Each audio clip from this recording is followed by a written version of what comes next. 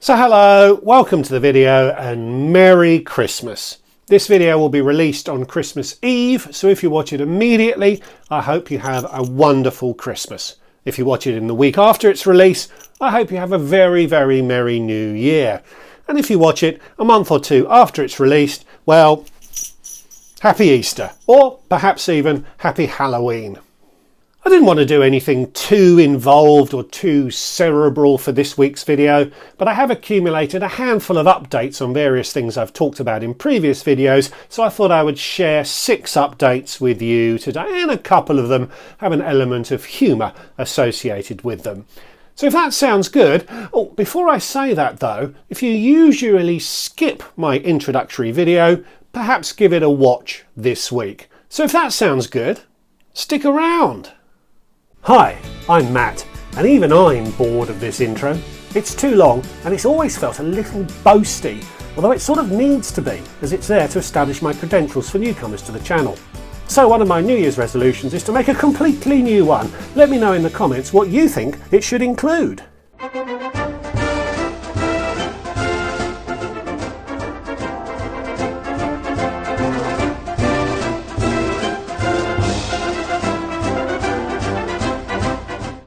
So the first thing I want to talk about today is Hotels.com's loyalty program. Now, back in February, they announced they were going to change the basis on which their loyalty program operates. They're part of the Expedia group, and all of those group companies were going to move to a consistent loyalty scheme. That was going to gut the value you were getting out of your Hotels.com loyalty and would probably precipitate me moving to another booking engine. This was widely discussed back in March, and in April I included this in an update video I made at the time. Well, now it's December and nothing has changed. The rollout was described as being progressive around the world. The US all moved across back in July, but so far as I can tell, the UK hasn't moved. I'm still using the Hotels.com program. I'm still getting 10% of the value I put into a booking back to use on a future booking, and I'm very happy to continue to do so.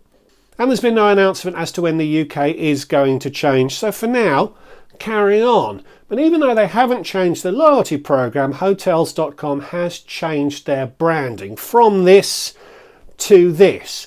Looks nice enough, doesn't it? It's sort of a slightly stylised picture of a hotel. I think that's their intention. But the trouble is, now I look at it closely, if you rotate it, it very much looks like an upturned Muppet.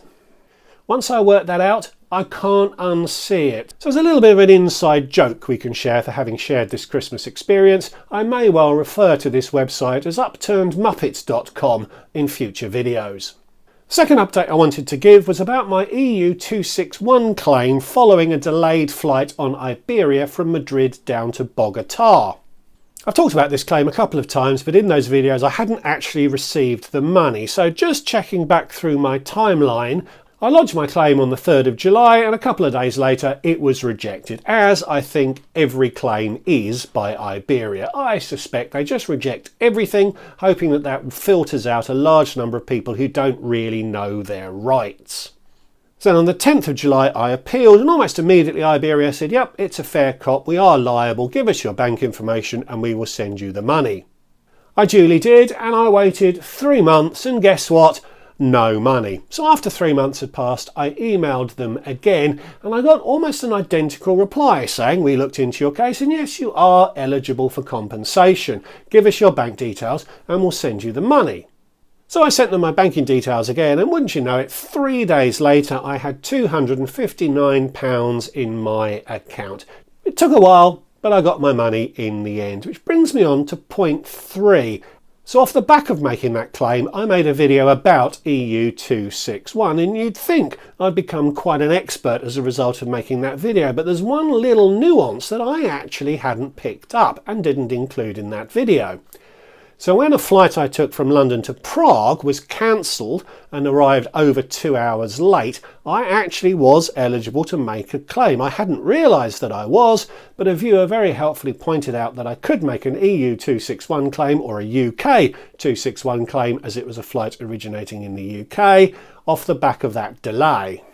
So on the 4th of December I made a claim, and wouldn't you know it, 8 days later I had my money.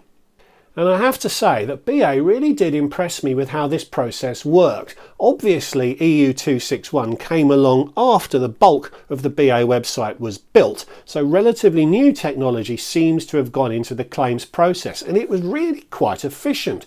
You enter your flight details, it automatically then checks whether the flight was delayed and pretty much confirmed on the spot that I was eligible for a refund, which then duly turned up 3 or 4 days later.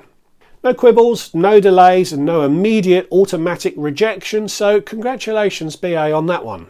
So that's 2 EU 261 claims this year. BA's was done and dusted from start to finish in 8 days. Iberia's took 107.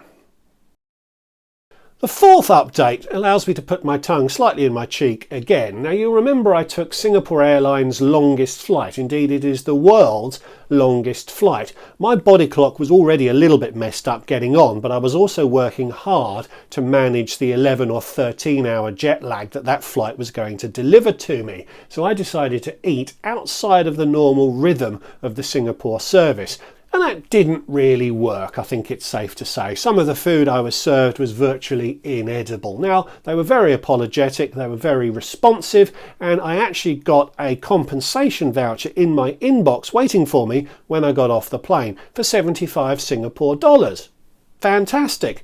That's about £45. So I went onto their website to see what you can get for £45. I wasn't planning to be flying on Singapore Airlines again. That voucher was valid for 1 year. So I thought, well, I'll just buy something with that money instead. And what I wanted to get was one of those airline models, which I thought would sit quite happily in my backdrop here. It was out of stock to start off with, but when it came back into stock, I found one that actually was on the website for about £55, £10 more than I had. But I thought, you know what? I'm prepared to invest a few quid in topping up the value of the voucher to get something quite nice for the office. So I put it in my basket, worked my way through because I wasn't going to be on a flight and so I wouldn't be able to have the thing delivered to me on the airplane. They needed to ship it to the UK, and this is where it got a bit silly. So for about a 90 Singapore dollar thing, they wanted to add 176 Singapore dollars in shipping and another 40 Singapore dollars in import fees, whatever they are. So the extra costs that needed to be added to checkout trebled the cost of the object in question. That's going to be a no from me. So I think that voucher will expire unused. I'm very grateful for Singapore Airlines for the gesture, but they do not make it easy for you to actually use that voucher. Fifthly, a little bit more seriously, but I made a video about the American Express Platinum credit card. Lots and lots of benefits, but one of the most significant is that you get a priority pass lounge access program for yourself and a guest, and if you give a supplementary cards to somebody, they get one as well, as do their guest. That's 4 limitless lounge access tickets for the £650 annual fee. And that's enough for some people to make the card worthwhile overall, ignoring that there are plenty of other benefits associated with having that particular card. Now, I'll give a big shout out to Head for Points here where I spotted this, but they've identified an even cheaper way of getting that lounge access, and that is through the Lloyds Bank World Elite MasterCard. Now, the usual disclaimer that this is not advice. Credit cards are a regulated product, so I cannot give advice. This is purely entertainment.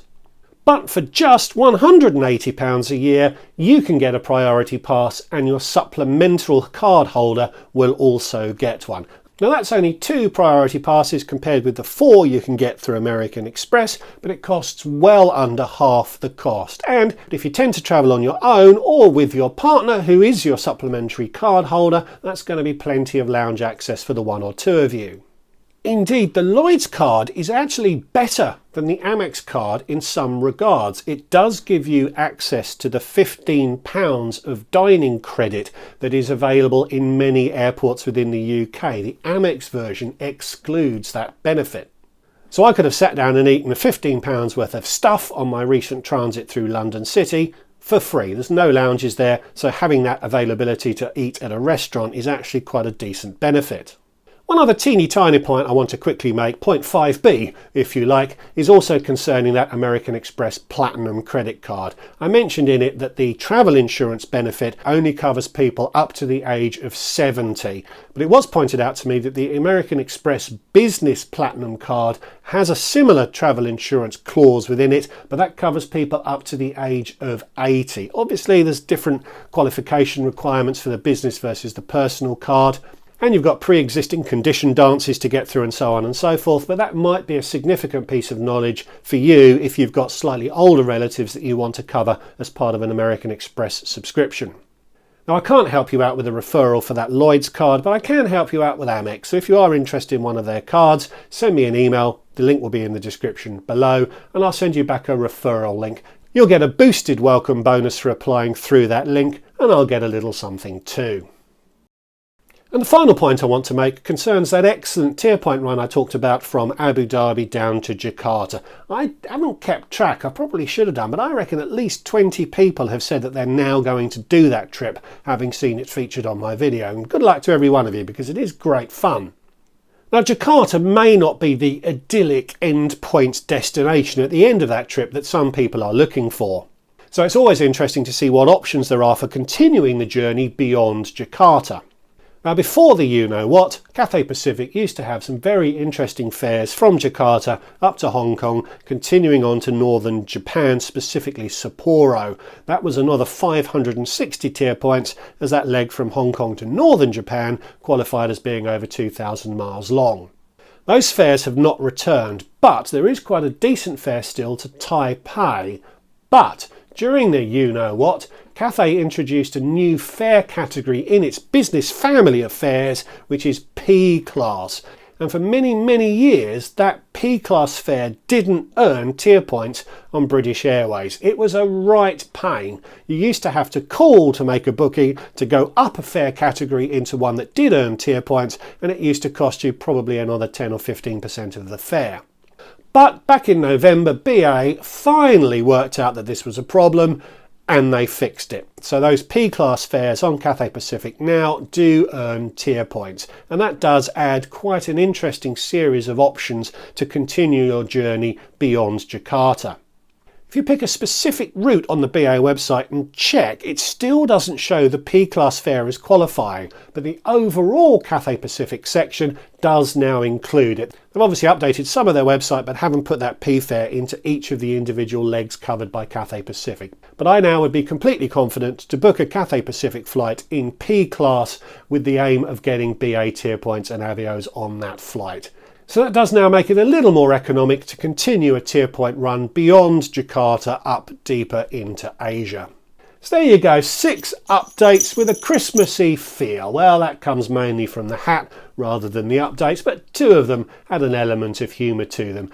So give this video a like, subscribe if you're new, leave me a comment about the intro as well as the content, and if you'd like to support what I'm doing, Patreon below, you know the drill. Happy Christmas, Merry New Year, Merry Easter, Happy Halloween, Happy Thanksgiving, and Happy Christmas again. Goodbye.